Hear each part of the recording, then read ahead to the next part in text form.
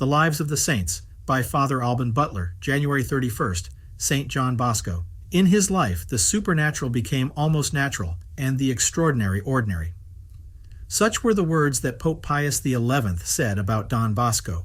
John Melchior was born in 1815, the youngest son of a Piedmontese peasant. His father died when John was only 2 years old. His mother, a saintly and industrious woman who had to struggle hard to raise her children, took charge of his education. At the age of 9, a dream that the little raptor never forgot revealed to him his vocation. Later, in all the critical periods of his life, a vision from heaven always showed him the path he should follow. In that first dream, he saw himself surrounded by a multitude of children who were fighting among themselves and blaspheming. John Bosco tried to make peace, first with exhortations and then with his fists. Suddenly a mysterious woman appeared and said to him, "No, you must win them over by love. Take your shepherd's staff and lead your sheep."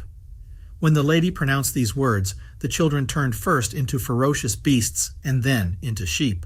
The dream ended, but from that moment on, John Bosco understood that his vocation was to help poor children, and he immediately began to teach catechism and to take the boys of his village to church.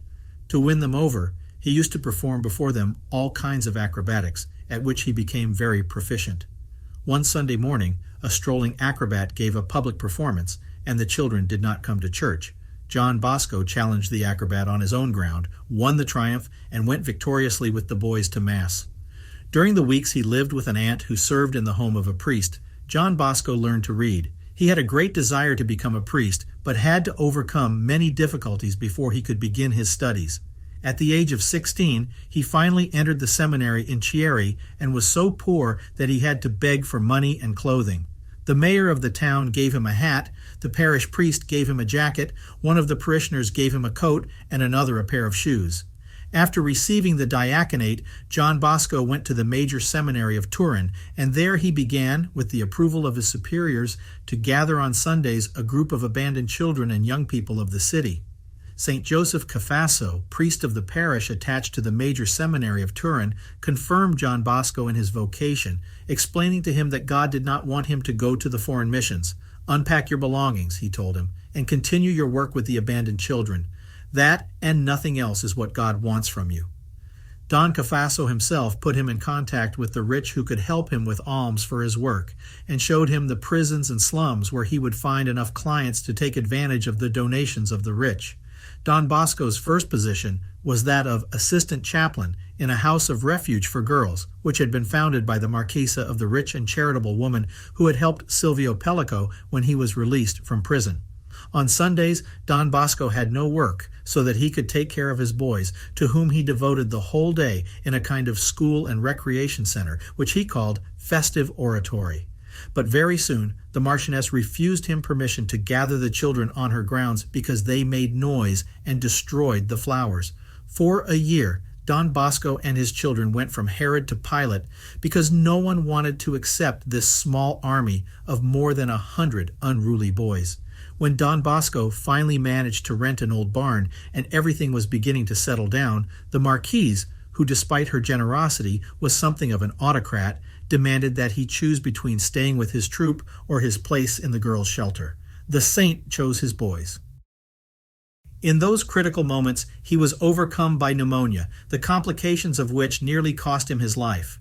As soon as he recovered, he went to live in some miserable quarters of his new oratory, in the company of his mother, and there he devoted himself with all his soul to consolidate and extend his work.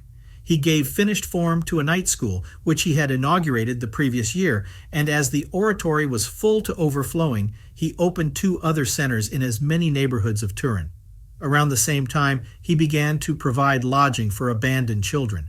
Before long, there were already 30 or 40 boys, mostly apprentices, living with Don Bosco and his mother in the Valdocco neighborhood.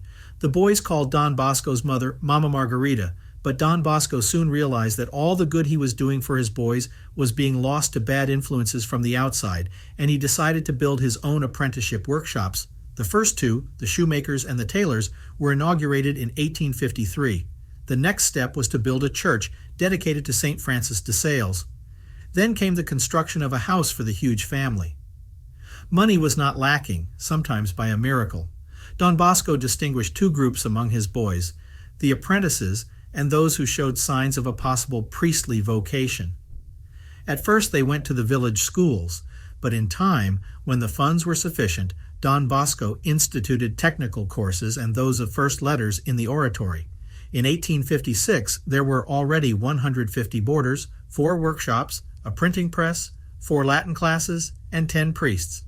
With his extraordinary gift of sympathy and of reading hearts, Don Bosco exercised an unlimited influence over his boys so that he could govern them with apparent indulgence and without punishment, to the great scandal of the educators of his time. In addition to this work, Don Bosco was besieged by requests for him to preach, the fame of his eloquence having spread enormously because of the miracles and cures worked through the saints' intercession. Another form of activity, which he exercised for many years, was that of writing books for the popular taste, for he was convinced of the influence of reading. Sometimes it was a work of apologetics, sometimes a book on history, education, or a series of Catholic readings. This work took up a large part of his night, and he finally had to give it up because his eyes began to weaken. Don Bosco's biggest problem for a long time was to find collaborators.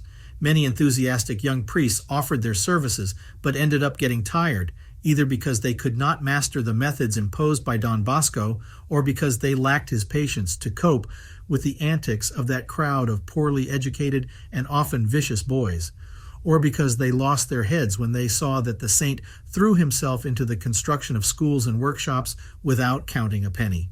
There were even some who took it badly that Don Bosco did not turn the Oratory into a political club to propagate the cause of young Italy. In 1850, Don Bosco had only one collaborator left, and this made him decide to prepare, by himself, his future collaborators. This is how St. Dominic Savio joined the Oratory in 1854. On the other hand, Don Bosco had always entertained the idea, more or less vague, of founding a religious congregation. After some setbacks, he finally succeeded in forming a small nucleus. On the evening of January 26, 1854, writes one of the witnesses, we met in Don Bosco's room. Cagliero, Rocchetti, Artiglia, and Rua were also there. We came to the conclusion that, with God's help, we were going to enter a period of practical works of charity to help our neighbors. At the end of that period, we would be free to bind ourselves with a promise, which could later be transformed into a vow. From that night on, all those who consecrated themselves to this form of apostolate received the name of Salesians. Naturally, the name came from the great Bishop of Geneva. The moment did not seem very opportune to found a new congregation, since Piedmont had never been more anti-clerical than then. The Jesuits and the Ladies of the Sacred Heart had been expelled. Many convents had been suppressed, and every day new laws were published that curtailed the rights of religious orders. However, it was Minister Ratazzi, one of those who had played a major part in the legislation, who one day urged Don Bosco to found a congregation to perpetuate his work and promised him his support before the king. In December 1859, Don Bosco and his 22 companions finally decided to organize the congregation, whose rules had been approved by Pius IX. But final approval did not come until 15 years later, along with permission for ordination for the candidates of the day. The new congregation grew rapidly. In 1863, there were 39 Salesians. At the founder's death, there were already 768, and today they number in the thousands and are established all over the world. Don Bosco realized one of his dreams by sending his first missionaries to Patagonia. Little by little, the Salesians spread throughout South America. When St. John Bosco died, the congregation had 26 houses in the New World and 38 in Europe. Salesian institutions today include primary and secondary schools, seminaries, adult schools, technical and agricultural schools, printing and bookstores, hospitals, etc., not to mention foreign missions and pastoral work. Don Bosco's next step was the foundation of a female congregation charged with doing for girls what the Salesians did for boys. The congregation was inaugurated in 1872 with the taking of the habit of 27 young women, whom the saint named the Daughters of Our Lady, Help of Christians. The new community developed almost as rapidly as the previous one and undertook, in addition to other activities, the creation of primary schools in Italy, Brazil, Argentina, and other countries. To complete his work, Don Bosco organized his numerous collaborators from abroad into a sort of third order, to which he gave the title of Salesian Collaborators. These were men and women of all social classes who were obliged to help the Salesian educators in some way. The dream or vision that Don Bosco had in his youth marked all his later activity with children. Everyone knows that in order to work with children, one must love them. But what is important is that this love be manifested in a way that is understandable to them. Now, in the case of Don Bosco, love was evident, and it was this love that helped him to form his ideas on punishment at a time when no one questioned the grossest superstitions on this point. Don Bosco's methods consisted in developing a sense of responsibility, in suppressing occasions of disobedience, in knowing how to appreciate the efforts of the boys, and in great friendship. In 1877 he wrote, "I do not remember ever having used punishment properly speaking. By the grace of God, I have always been able to get the children to observe not only the rules, but even my slightest wishes." But to this quality was added a perfect awareness of the harm that too much indulgent love can do to children, and this is what Don Bosco constantly repeated to parents. One of the most pleasant images of Don Bosco's name is that of his Sunday excursions into the woods with a flock of young raptors. The saint would celebrate Mass in some small village church, eat and play with the children in the fields, give them a catechism class, and everything would end at sunset with the singing of Vespers, for Don Bosco firmly believed in the beneficial effects of good music. The story of Don Bosco's life would be incomplete if we did not mention his work as a builder of churches. The first one he erected was small and soon proved insufficient for the congregation. The saint then undertook the construction of another much larger one, which was completed in 1868.